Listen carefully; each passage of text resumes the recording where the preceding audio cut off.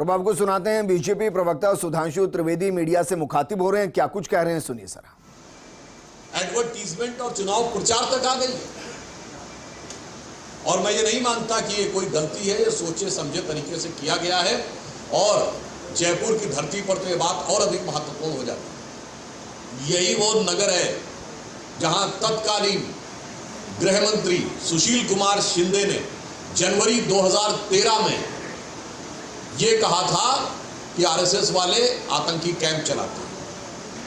Home minister ने कहा था और जब सदन के पटल पे हमारी तत्कालीन नेता प्रतिपक्ष स्वर्गीय सुषमा स्वराज जी ने कहा था कि आप गृह मंत्री हैं, आप सदन के पटल पे वो तथ्य रखिए, तो गृह मंत्री ने अपना बयान विड्रॉ कर दिया।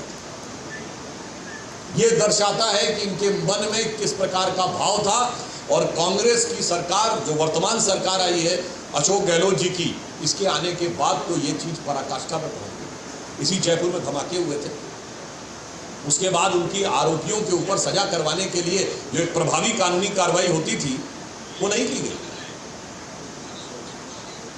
किस ढंग से लचर पैरवी हुई ये सबको पता है।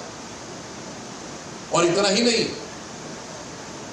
अगर आप देखें मगर उदयपुर में कन्हैयालाल साहू सर तन से जुदा करने वालों के मामले के ऊपर जो सख्ती नहीं हुई पहले, वहां पे पुलिस लचर, और यहां पर भी एक गरीब व्यक्ति को जो व्यवसाय से दर्जी है उसके द्वारा पहले कहने के बाद भी आप सुरक्षा की व्यवस्था नहीं करते क्योंकि आपको लगता है वो चंद कट्टरपंथियों का वोट मुझे चाहिए। और इतना ही नहीं, लचर व्यवस्था तो ठीक है, यहां तो उदार व्यवस्था।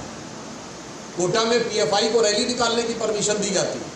तो मुझे लगता है कि भगवा के प्रति जो घृणा और वैमनस्य है, जो इसी जयपुर की धरती पर उनके गृह मंत्री ने अपनी सरकार के समय में कहा था, वहां से लेकर महंगाई की रैली में राहुल गांधी जी के मुंह से जो निकल गया था बरबस, वहां से लेके इस चुनाव में कांग्रेस के विज्ञापन तक बहुत साफ दिखाई पड़ रहा है। और इतना ही नहीं, आप जिन लोगों की बात करते हैं,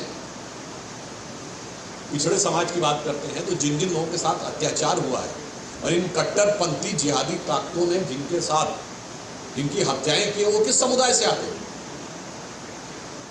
उनके प्रति किसी प्रकार की कोई चिंता नहीं है। चाहे वो भीलवाड़ा में आदर्श हो, चित्तौड़ के रतनलाल सोनी हो, झालावाड़ के कृष्णा वाल्मीकि हो, अलवर के हरीश जाटव और योगेश जाटव। यहां तक तो अलग है। जयपुर शहर की एक और घटना आपको याद होगी, हम लोगों को वहां पता लग गया भाई कि एक मोटरसाइकिल की टक्कर हो जाती है और मोटरसाइकिल की टक्कर होने के बाद इतनी त्वरित कि 50 लाख रुपए तक के मुआवजे की बात हो जाती है। ये क्या था? फिर मैं याद दिलाना चाहता हूं, इसी जयपुर शहर में अशोक गहलोत जी ने एक बार आह्वान किया था पिछले चुनाव के समय कि जयपुर को घूंघट मुक्त बनाएंगे। आप सबको याद होगा। फिर कांग्रेस पार्टी कहती है मगर हिजाब युक्त बनाएंगे। गजब है साहब, घूंघट का विरोध है और हिजाब का समर्थन है, बुर्के का समर्थन है। मतलब मैं आज साफ साफ पूछना चाहता हूं कि घूंघट मुक्त जयपुर का दावा करने वाले अशोक गहलोत जी, हिजाब के ऊपर आपका क्या स्टैंड है? यह मैंने सिर्फ आपको इसलिए बताने का प्रयास किया कि इनके मन में भारतीय संस्कृति के प्रति कितनी अवमानना है कि इनके इस तथाकथित इंडी गठबंधन का दक्षिण भारत का जो सबसे बड़ा सहयोगी है वो इरेडिकेशन ऑफ सनातन धर्म कॉन्फ्रेंस करता है, और जो उत्तर भारत का सबसे बड़ा सहयोगी समाजवादी पार्टी, उसके नेता कल ही माता लक्ष्मी के बारे में क्या निंदनीय भर्त्सनायोग घटिया बयान देते हैं। और इन सारी बातों पे कांग्रेस चुप्पी साध के रखती है।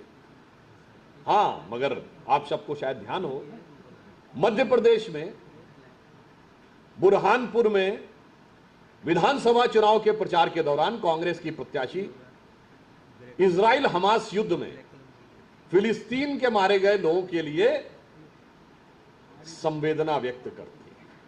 मौन धारण किया जाता है कांग्रेस की चुनावी रैली में, परंतु राजस्थान में इतनी घनघोर कट्टरवादी ताकतों के आगे भी मौन धारण नहीं किया जाता, मौन समर्पण किया जाता है। इसलिए हम बहुत स्पष्ट रूप से यह कहना चाहते हैं कि एक तरफ श्री नरेंद्र मोदी जी के नेतृत्व में भारत विकास की नई ऊंचाइयों की तरफ बढ़ रहा है, महंगाई को हम क्रमशः नियंत्रित करने का प्रयास कर रहे हैं, विकास की नई इबारत लिखी जा रही है, मैन्युफैक्चरिंग से लेके चाहे ऑटोमोबाइल मैन्युफैक्चरिंग हो, मोबाइल मैन्युफैक्चरिंग हो, इन सब चीज़ों में भारत दुनिया के अग्रणी देशों में आगे